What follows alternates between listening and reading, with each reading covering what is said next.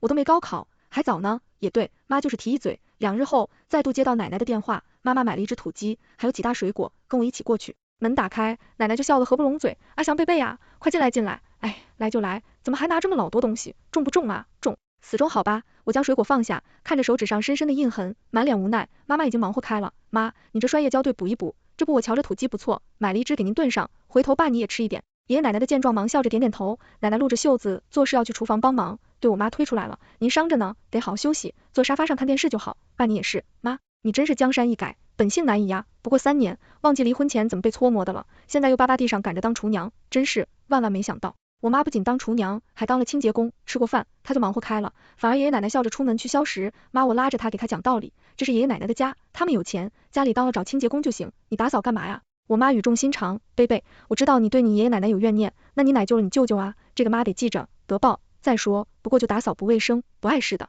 我无语，不过正好趁着这功夫，我悄悄进了卧室，将之前放的录音笔取了出来。我妈见状买点惊讶，贝贝，你这必须是我的，回家再跟你说。我把录音笔往书包里一塞，敲开了对门，跟邻居徐阿姨攀谈了起来，很快就留了电话号码。没想到老周家还有这么漂亮的闺女呢，真是孝顺，往后真有事啊，我就给你打电话呀。好，谢谢阿姨，吃过饭我们才回家。我妈没忘记录音笔的事，公交车上就迫不及待问了，这什么呀？贝贝，录音笔。我妈更大的眼睛，你，我解释，妈害人之心不可有，防人之心不可无。3年他们不闻不问，突然就热情了，还给了100万，万一是陷阱呢？我这不保险一下吗？给我们钱还能是陷阱吧？贝贝你真是，那毕竟是你的亲爷爷奶奶，还能害你呀？能啊，毕竟我奶奶现在连几个姑姑都不认了，说起来他们不是更亲。我妈怔了怔，不出所料，录音笔直接录到没电了，我给充上电。还有妈，你说舅舅这件事，其实就算他不提，舅舅体检也会检查出来的，怎么就有恩了？不，那不还给了100万吗？所以这100万你花了吗？就算奶奶不要，你不还打算还回去吗？我妈沉默了许久，她小声问，所以贝贝，你觉得你奶奶给这钱不还好意？我笋尖，谁知道呢？反正妈你不能这么容易被拿捏，等我弄清楚来龙去脉再说。我妈向来是没主见的，见我面色严肃，连连点头。晚上摆摊时，我一边听录音笔一边帮忙。爷爷奶奶的安置方不大，这款录音笔的录音距离可以达到10来米，客厅的动静都能记录下来。最开始是我敷衍的回答爷爷，然后是饭做好，我们一边吃饭一边聊天，便一把闯进来。我们离开，关门来了，我瞬间提起精神。妈，好端端的，你把赔钱货喊回家干嘛？还有那个臭婆娘啊！妈，疼，快放开我耳朵！你还知道疼啊？你看看你妈这脑袋破了这么大的口子，你心疼过吗？无意的拉扯，我撇嘴，我那便宜8应该坐下吃饭了，狼吞虎咽的8几嘴都听了一清二楚。爷爷奶奶一直劝他多吃点，末了奶奶才响声道，大明啊，你要这20万吧，不能给你。我爸立马就爆发了，为什么？你别急，妈的意思是开火锅的招20万不能给你，不过妈可以给你50万，你得去容貌广场开奶茶店。我眉头紧皱，懒得那么大年纪还对奶茶有研究，便宜爸也不理解，直接反驳。下一刻我就听到爷爷他的口气，大明啊，你妈重生了。我如遭雷击，重生？是了，如果奶奶重生的话，就叫哀政为补先知，这件事就说通了。我爸吓得不轻，一度要带二老去医院做精神检查，被拉住了。你来要20万开火锅店的事不都验证了吗？你要不信，回头偷偷查一下菲菲的电话，通话记录里有个通下水道的，你喊家里来，他鼻子这头有个长毛的黑色痦子，他跟菲菲有一腿，还有菲菲还上了，现在得有3个月了，他还没跟你说吧？对了，那个小厨生这2天会跟你玩去耍无赖，会不小心把开手壶打翻，烫了手。大明啊，这些你都悄悄做，悄悄看，回头你就知道了。门打开了，又关上了，我听到爷爷的声音，哎，糟糕哟，可不是，看大明这样，我都不敢跟他说，小畜生不是他的种。我眼睛瞪圆，今天大瓜，没等缓过来，奶奶又叹了口气，之前是咱们没眼光，我原先瞧着是便宜货来着，谁能想到他还考上名校，后头自个儿当了老板，每年收入上千万，便宜货。是说我以后当老板，收入上千万，谁说不是呢？老婆子，还是你厉害，100万就收买拉香。其实就算你不说，他弟弟没事，就是可惜了那些钱。老头子，你还是不了解阿香啊，就他那个心气，这100万回头还得还回来。也对，不过我瞧着那便宜货还有戒心，那就是个养不熟的白眼狼。没事，谁让他孝顺呢？咱们只要逮抓香，往后肯定能拿捏那死丫头。可不是，这才2回，已经开始做卫生了，回头照样能给咱们洗衣做饭，也能照顾大明。哎，希望大明这次可别真瘫痪了，不可能，大明还得给我们深入双胞胎孙子里。阿香原先就结婚生了的。对了，你说大明开奶茶店那事，那奶茶店可挣钱了，对门的老廖他悄摸摸做的，后来赚的钱店要赚出去才跟我们说，眼皮子浅的。即便是这样，我早已对他们的无耻有了心理预设，此刻也被我心到想吐，他们怎么敢的，居然这么算起妈妈，怎么着，重生一回就想薅我们娘俩的羊毛呗？想扒着我就算了，居然想哄妈妈回去当免费保姆不说，还想妈妈当生子机器，怎么不上天呢？不过很快我就缓了过来，有心归恶心，有用的信息还是得记录下来的，竟然是重生的，说不定能发现商机呢。等红薯全部卖完，收汤回家，我才把重点给妈妈说了，她都傻眼了，不可能吧？她想来良善，不想把人往坏处想，我索性把录音笔扔给她，妈妈一晚上都没睡，眼底一片青黑。见我醒来，她慌忙开口，声音都发抖，贝贝，咱们得尽快把钱还回去，这个钱不能拿，没得回头赖上你。我的亲娘嘞，难道没听到他们在算计你吗？都没先顾虑一下自己。我反驳，妈，你不说清楚，他估计不会收的，除非你现在跟他们摊牌。妈妈闻言，立马缩了脖子，但很快他就咬牙，摊牌就摊牌。我无奈，妈，摊牌也没用，我是他们孙女，他们要真想扒上来，也很容易的。最主要，我很快要高考了，他们真要闹上门，影响我怎么办？妈妈闻言一下子慌乱了起来，啊，那该怎么办啊？妈，你不动声色就好。我趁机再放录音笔，收集有用的信息，回头再想办法顺理成章的切断联系。这事咱不着急，至少熬过我高考完，等考完，我去外地上大学，你也一起，就能远离他们。慢慢缓缓点了点头，行，那我听对给你的。不过这100万妈拿着都觉得烫手，被卡放在我这儿，说定后，妈妈才总算松了口气。那2天我没闲着，请人把奶奶给我们100万事透露了出去，尤其找回我那几个姑姑，还有刘菲菲相熟的人透露。不出3天，那边就闹翻了天。徐阿姨打来电话，贝贝呀，你姑姑丈都回家了，吵起来了，说什么你奶奶给了你100万，真的假的呀？真的呀，不过我妈说的离婚了，钱要还给奶奶，她不收，回头我们再送过去。徐阿姨感慨，那还是你妈妈人好，你是不知道，他们争的吵着，都要100万呢。哎，你奶奶拆迁，虽说分了好多钱，但哪里经得住，一人100万啊！以后妈也来了，打起架了，我的天，见血了。妈妈接到电话，和我匆匆赶到医院时，奶奶也和我那便宜爸都浑身是伤。我故作惊讶，这是怎么了？谁打的你们？爸爸眼神躲闪，爷爷生的闷气，奶奶气鼓鼓说着，还能是谁？那狐狸已经简直翻了天了，我的钱我爱给谁就给谁，关他什么事？说着，他恶狠狠看向爸爸。大明，离婚，现在就离。爸爸乐了的，5只脑壳回了去。我不，你这是要气死我呀！奶奶一阵捶床，又一阵捂胸，最终还是爷爷咬了咬牙，离婚。小辉根本不是你的孩子，那样的女人你留着，是想把我们都气死。爸爸错愕，许久才缓过来。神什么？爷爷没好气，你要不信，去做亲子鉴定。奶奶此刻也从惊讶中缓过来，可惜爷爷说都说了，如今覆水难收，只得小声劝着，大明啊，你别激动啊，女人吗？这个不乖，咱们就换，你喜欢漂亮的，咱有钱，能随便找。话说也好，一半他就卡住了，神情极为尴尬的看着我和妈妈，妈妈神情更不自然。之前录音他也听了，自然知道爷爷奶奶现在殷勤讨好我们，不仅仅是看着我以后的前途，也想着他能在家里洗衣做饭，最关键的是他能生双胞胎儿子。也就是说，按常理，爷爷奶奶有心想让爸妈复婚的，可现在奶奶又是这个说法，可见是有别的打算。我向来以最大的恶意来揣测这家人。妈，我口渴了，你能帮我买瓶水吗？妈妈忙不得的点头，快速离开，我这才上前。爸，你还是听我盐奶的吧，刚才我听那话是阿姨打的盐奶，这么不孝顺的人，就算漂亮也没用，更何况弟弟，要不您还是去做亲子鉴定。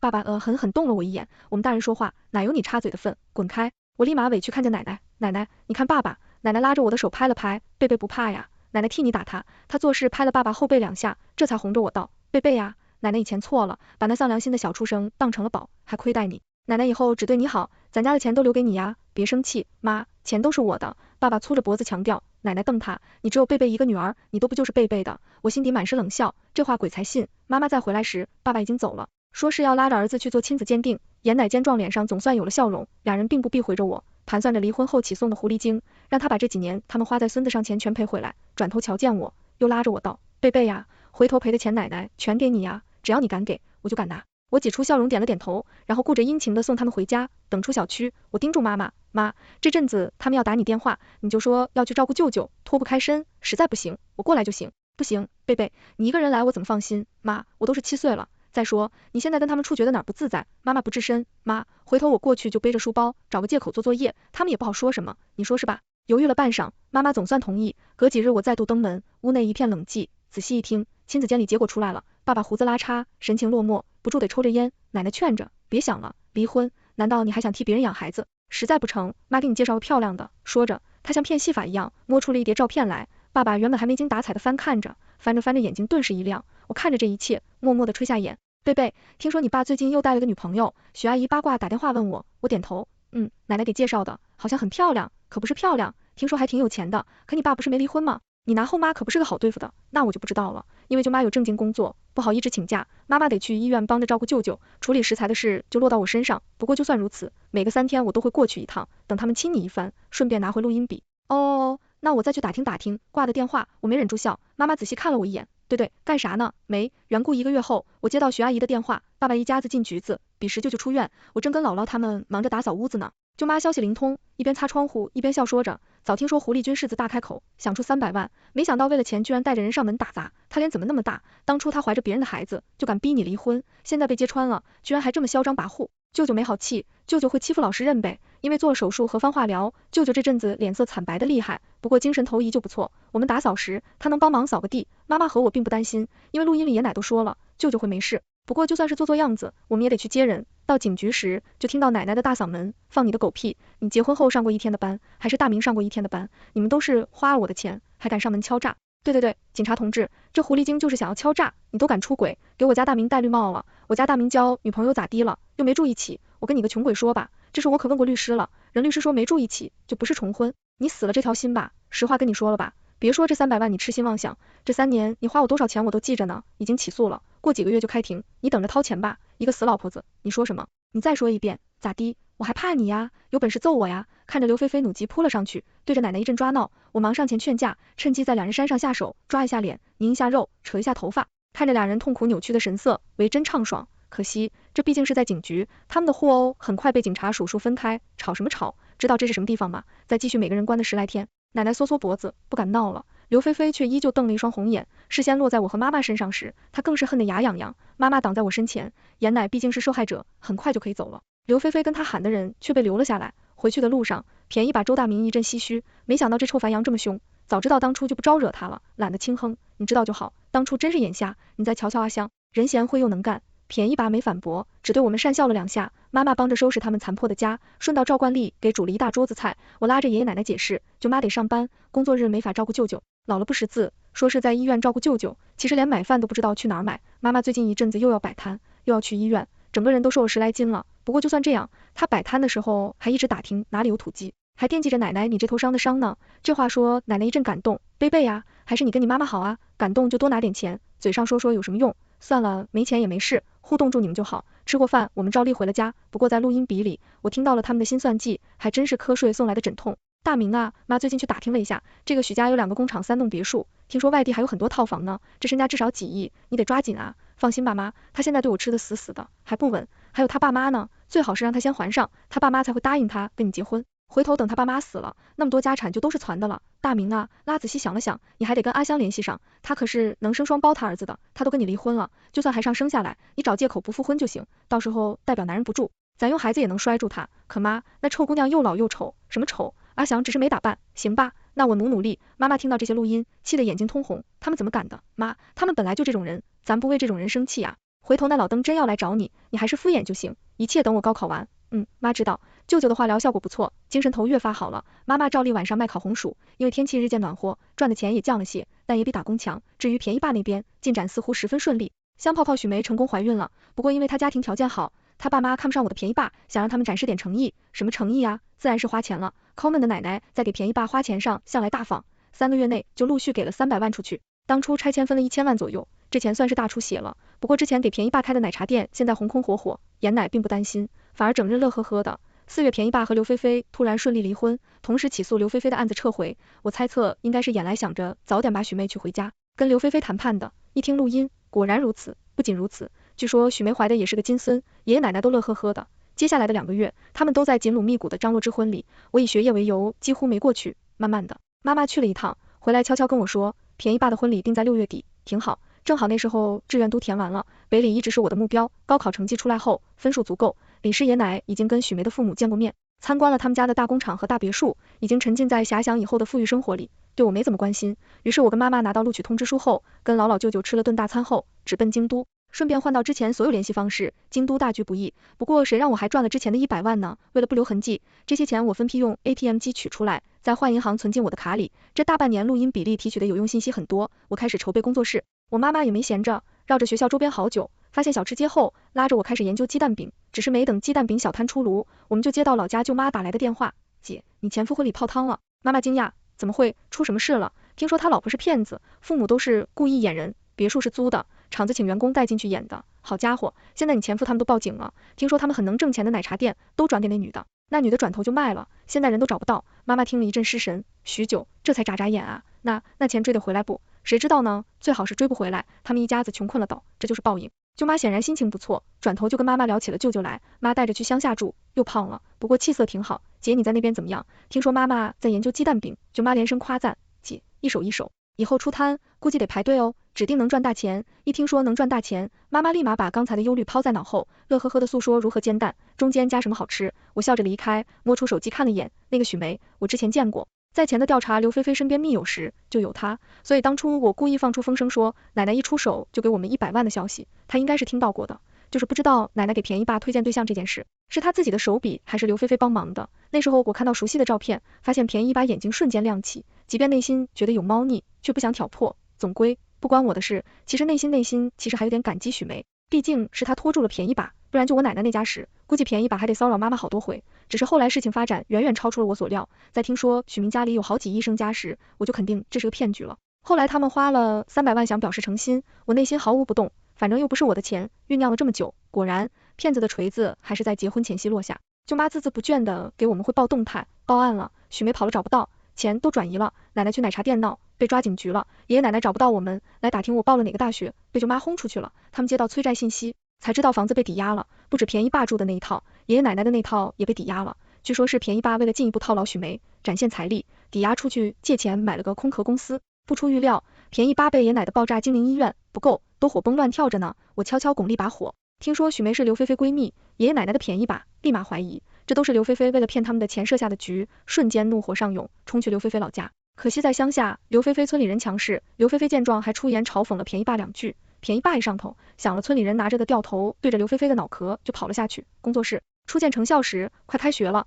我给高中班主任打了个电话，听他说爷爷奶奶来学校找了他好几回，打听我去了哪个大学，他都说不知道。贝贝，你放心好了，老师最讨厌重男轻女的老人了，死也不会告诉他们的。学校里的老师我也都打好招呼了。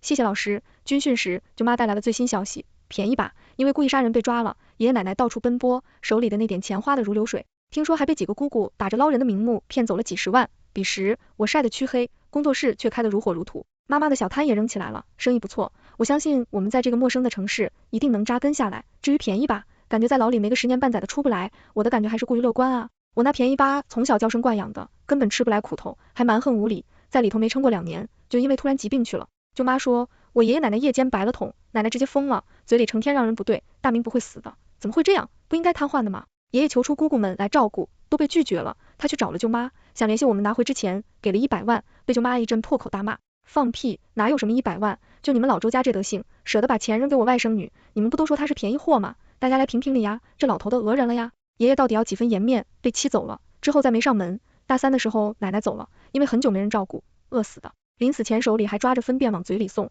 爷爷则是在另一个房间被发现的，心肯死的，全身爬满了蛆虫。听说他们葬礼上，姑姑们为了争那套小2居的房子大打出手，但这一切都跟我和妈妈没关系了。工作室赚了大钱，我已经开始考虑在京都买房了，感谢奶奶重生的馈赠，让我找到许多赚钱的关键点。当然也得感谢他送来的100万启动资金，妈妈在长期摆摊中也遇到了心仪的对象。之前我一直担心强行把妈妈带到京都来会改变她原有的姻缘，直到双胞胎弟弟生下，才总算松了口气。继父老实憨厚，家务都强得干，是闲不住的人，妈妈过得很失心，不过就算生下孩子，她依旧喜欢出摊，用她的话说的赚钱，不赚钱心里不踏实。是啊，无论什么时候，踏踏实实靠着自己的努力赚钱，才让人心安，而不是凭着重生想要一飞冲天。其实奶奶重生回来，如果不想这一小博大，妄想别人几亿的财产，就凭跟刘菲菲离婚，还有那个红火的奶茶店，其实也能把日子过好，可惜人心不足啊，全都完结。